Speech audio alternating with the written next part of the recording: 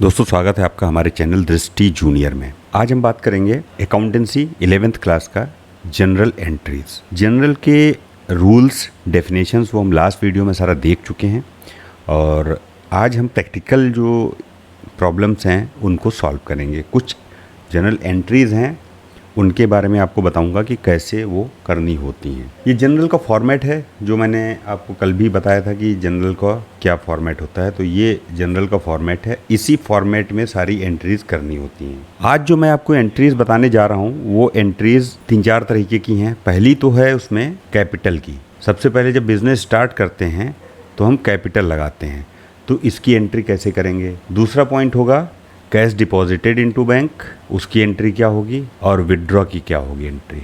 इसी तरह से उसके बाद हम देखेंगे परचेज की entry, sales, expenses, income, debtors and creditors, और लास्ट पॉइंट हम जो सीखेंगे वो है लॉस ऑफ गुड्स। ये कैसे होता है, 2 तरीके से हो सकता है। एक तो ड्यू टू फायर या ड्यू टू थेफ्ट, ये 2 तरीके से हो सकता है। तो ये सारी चीज़ें हम आज सीखेंगे। तो स्टार्ट करते हैं। सबसे पहले कैपिटल इंट्रोड्यूस्ड। जब हमने बिजनेस शुरू किया हमने कैपिटल लगाया। एक एंट्री ले लेते हैं जिसको हम बेस रख के सारी एंट्रीज करते चलेंगे।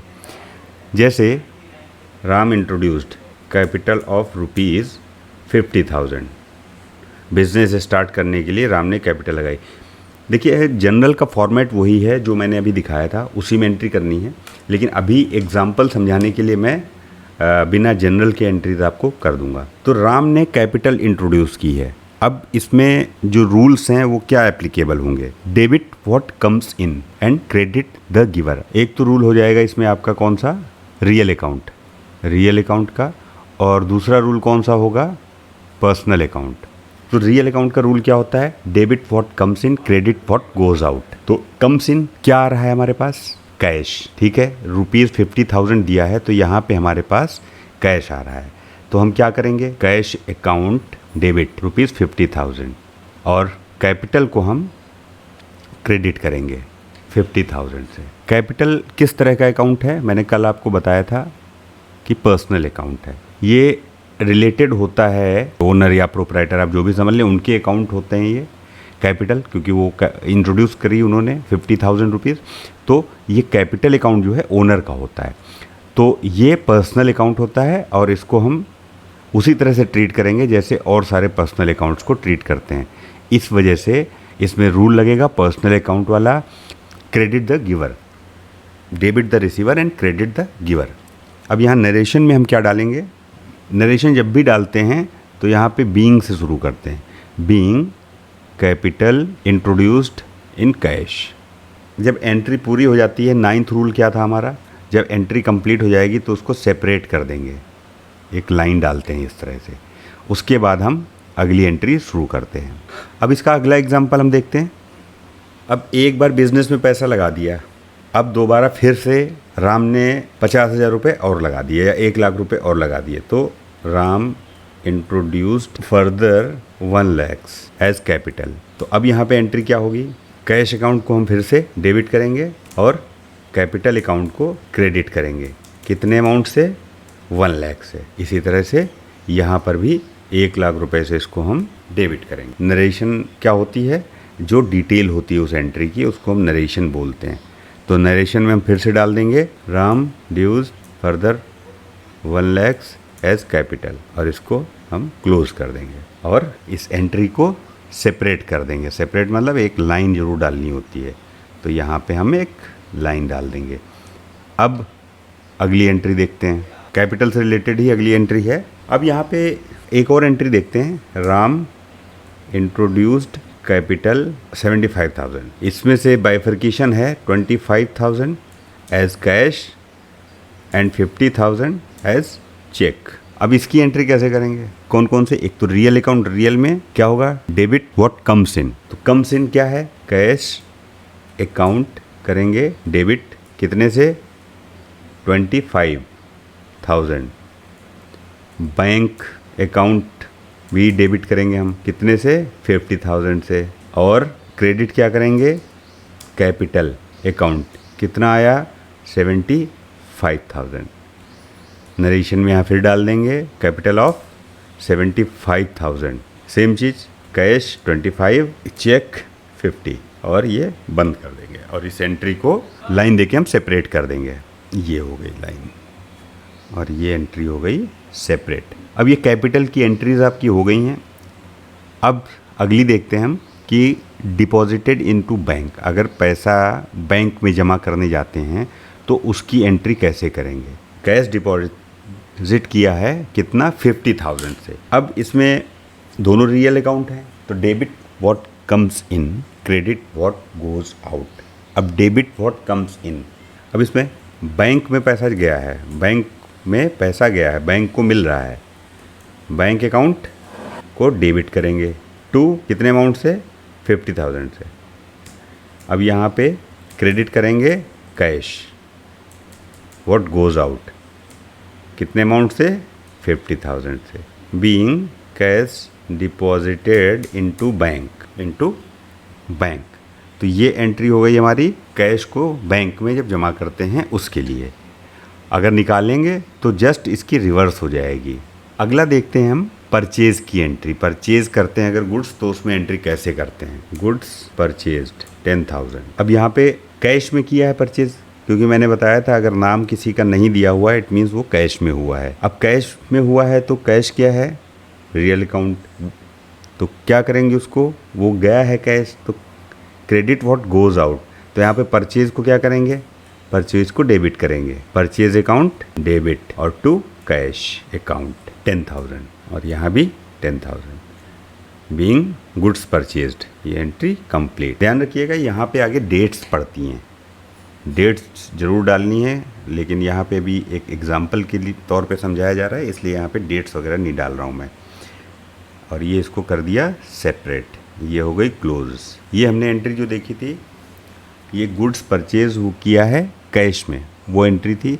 अब अगली एंट्री देखते हैं क्रेडिट पे अगर परचेज करते हैं तो उसकी एंट्री क्या होगी। 75,000 का हमने माल खरीदा कहाँ से, रमेश से। Purchased goods from Ramesh of ₹75,000। अब इसकी एंट्री क्या होगी, परचेज तो डेबिट ही होगा, परचेज अकाउंट को हम करेंगे debit, purchase account debit 75,000 to करेंगे, कैश तो आया नहीं तो रमेश को करेंगे टू रमेश 75,000 से।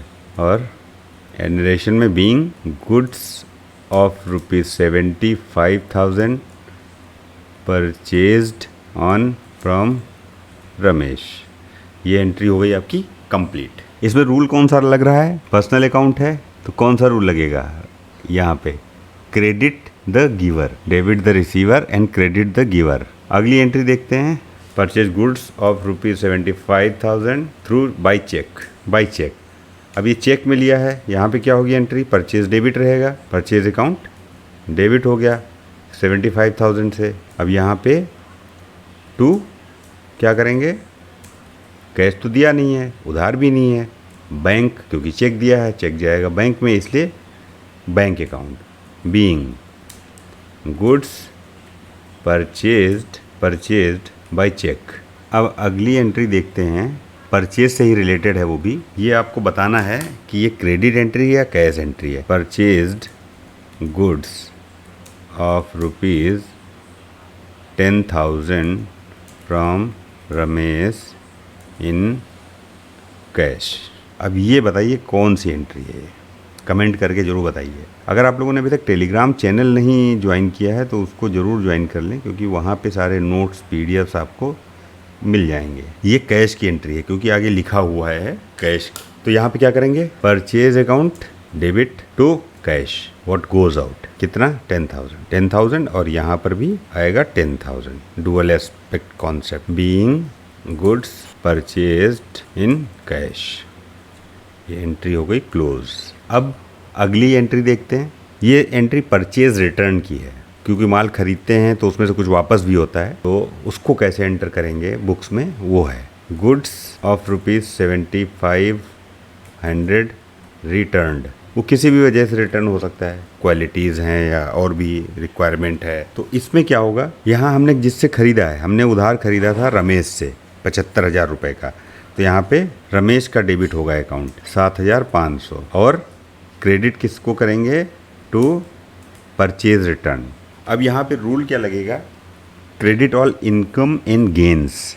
ये इनकम और गेन कैसे हुआ, क्योंकि हमने रिटर्न कर दिया है तो हमें वहाँ पे उतना पैसा नहीं देना है अब रमेश को, तो वो हमारा पैसा, हमारी लायबिलिटी कम हो गई उतने से, इसलिए तो यहाँ पे 7500 से हमने इसको क्रेडिट कर दिया परचेज रिटर्न, और यहाँ लिख दिया BEING being goods purchase return, और इस एंट्री को भी हम कर देंगे सेपरेट। ये आप वीडियो को पॉज करके नोट भी कर सकते हैं एग्जाम्पल्स जो हैं, और वैसे भी ये टेलीग्राम पे सारे मैं आपको शेयर करता ही हूँ, इसलिए टेलीग्राम चैनल जरूर ज्वाइन कर लें।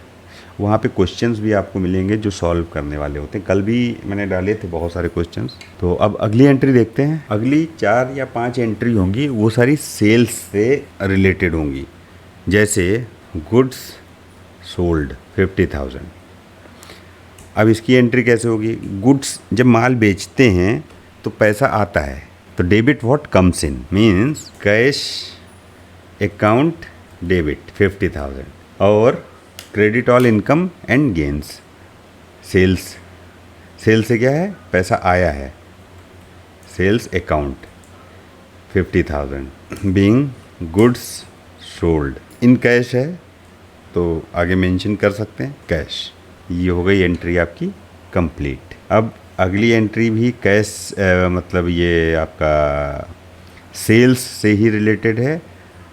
अगली एंट्री में हम देखेंगे कि अगर कैश में ना हो करके और इसको चेक के थ्रू ख़रीदा जाए तो एंट्री क्या करेंगे, goods sold ₹10,000 and cheque received, by cheque लिख देते हैं, बाय चेक। तो एंट्री क्या होगी, बैंक को इसमें डेबिट करेंगे, बैंक अकाउंट डेबिट 10,000, और टू करेंगे sales 10,000 being goods sold by cheque. ये एंट्री हो गई हमारी कंप्लीट। इसके बाद हम अगली एंट्री देखेंगे, गुड्स सोल्ड टू राम 10,000। अब ये एंट्री कैश में है क्रेडिट में है, ये आप जज कर सकते हैं, क्योंकि मैं बहुत बार बता चुका हूँ इसमें कि अगर किसी एंट्री में किसी का नाम आता है, मतलब एक्सपेंसेस का अकाउंट छोड़ के, तो वहाँ पे जो हमारी परचेज़ होगी या सेल्स में कहीं भी नाम आता है तो वो क्रेडिट में होगा, आगे कैश नहीं लिखा होना चाहिए। जैसे अगर यहाँ पे लिखा होता goods sold to Ram ₹10,000 in cash, तो फिर कैश की एंट्री थी। अब कुछ नहीं मेंशन है तो इसका मतलब उधार में गया है माल। तो अब यहाँ पे क्या करेंगे, हम राम को दिया है माल, debit the receiver, Ram account debit, और केवल राम भी लिख सकते हैं, Ram debited 10,000 to sales account. ये अकाउंट आगे सभी में जोड़ना है, being goods sold to Ram. ये एंट्री आपकी यहाँ पे कंप्लीट हो गई, और हर एंट्री को एक लाइन डाल के सेपरेट कर देना होता है। तो ये हमने इसको लाइन डाल के सेपरेट कर दिया। अब अगली एंट्री देखेंगे, बिका हुआ माल वापस जब आ जाता है तब एंट्री कैसे करते हैं। Ram returned goods of ₹1,000। अब यहाँ पे एंट्री कैसे होगी, राम ने माल वापस कर दिया है, तो यहाँ पे होगा सेल्स रिटर्न अकाउंट डेबिट, कितना 1,000 to Ram 1,000 being sales return. तो ये सेल्स की एंट्रीज जो हैं कंप्लीट हो गई। सेल्स कितने तरह से हुई, यहाँ पे परचेज़ कितने तरह से हुई, एक बार फिर से देख लेते हैं कौन कौन सी एंट्रीज हमने यहाँ पे की हैं। सेल हो या परचेज़ हो, इन दोनों केस में एंट्री होगी, एक तो कैश में, दूसरा हो सकता है बैंक के थ्रू, तीसरी एंट्री हो सकती है क्रेडिट मतलब उधार। ये तीनों तरह से हमने एंट्री करना सीख लिया है। और एक हो सकती है एंट्री जो दोनों तरह से होती है, जिसको मिक्स्ड बोलेंगे, या अपनी लैंग्वेज में आप कुछ भी बोल सकते हैं, या कंपाउंड एंट्री बोलेंगे। उसमें क्या होगा, कुछ कैश दे दिया, कुछ का चेक दे दिया, और कुछ क्रेडिट रह गया, तो ये एंट्री भी हो सकती है। तो ये सारी एंट्रीज हर तरह की मैंने आपको बता दी हैं। अब आगे हम देखते हैं एक्सपेंस अकाउंट कैसे मेंटेन करते हैं, एक्सपेंसेस की एंट्रीज हम कैसे करते हैं। एक्सपेंस अकाउंट जो भी होता है उसको हम नॉमिनल अकाउंट बोलते हैं, नॉमिनल अकाउंट। और इसमें रूल क्या होता है, डेबिट क्या करते हैं, ऑल एक्सपेंसेस एंड लॉसेस, और क्रेडिट किसे करेंगे, ऑल इनकम एंड गेन्स। अब यहाँ पे अगर सैलरी दिया है तो सैलरी हमारा एक्सपेंस है, सैलरी अकाउंट क्या करेंगे, डेबिट टू कैश या बैंक। अगर कैश में दी है तो कैश हो गया, बैंक से दी है तो बैंक हो गया। लेकिन यहाँ पर वो नहीं हो सकता है, एक एंट्री मैं अभी आपको बता रहा हूँ, जैसे ये केस नहीं हो सकता, ऐसे सैलरी पे टू दिनेश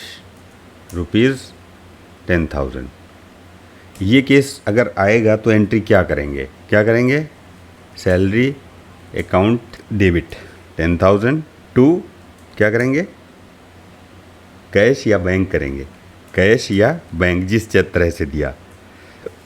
दिनेश नहीं करेंगे क्योंकि उधार कभी नहीं होता, यहाँ एडवांस होता है, वो अलग एंट्री होती है।